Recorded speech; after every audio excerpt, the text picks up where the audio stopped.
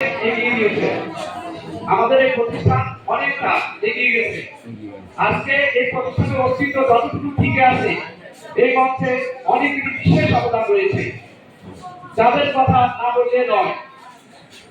আমি দেখেছি স্কুলে যখন আমি এসেছি প্রথম, আজকে প্রায় 16 বছর, আমি স্কুলে একটা আলমারির মধ্যে লেখা দেখেছিলাম সৌজন্যে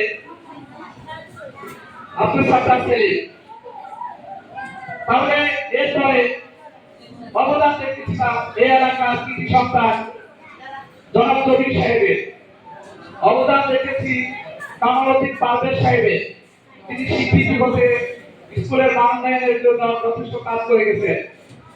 এরপর কলার পাক, এভাবে আমরা কিছুদিন আগে ব্যবসায়ীকে এনে আমাদের প্রতিষ্ঠানকে কিভাবে সিটি কর্পোরেশন অন্তর্ভুক্ত করা যায় সে প্রচেষ্টাও ওনারা নিয়েছেন।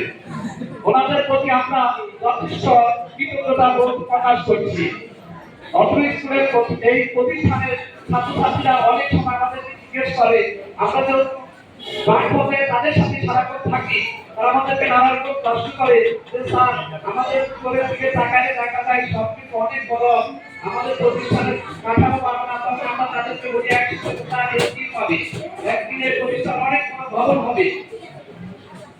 তো সেই হিসাবে আমি এই প্রতিষ্ঠানের নানা অবদান রেখেছে এবং রেখে আসছে, সেদিনও আমরা দেখেছি ওনারা অনেক কিছু যেমন উপস্থাপনার মধ্য দিয়ে আমাদের প্রতিষ্ঠানের দুটো সুন্দর সবকিছু ভেরিফাই করেছে।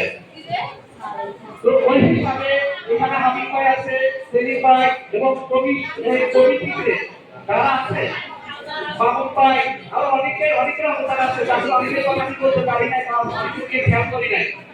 আপনারা যারা আছে নানাটি এলাকা ঐতিহ্যবাহী প্রতিষ্ঠান হিসাবে ভবিষ্যতে অনেক বড় ভবন হবে আমাদের আশা। এটি একটিও হবে বা সিটি কর্পোরেশন হবে, এগুলো আপনাদের হাত চলে উঠবে আর সেই আশা দেখে আমি আমার বক্তব্য এখানে শেষ করছি। ধন্যবাদ সবাইকে। আসসালামু আলাইকুম।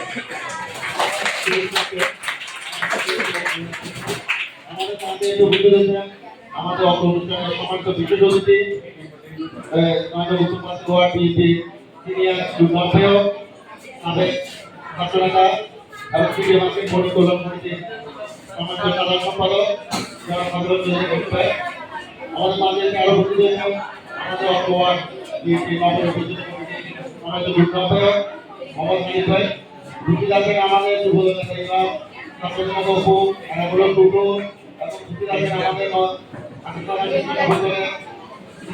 আমাদের স্কুলের পক্ষ থেকে ধন্যবাদ।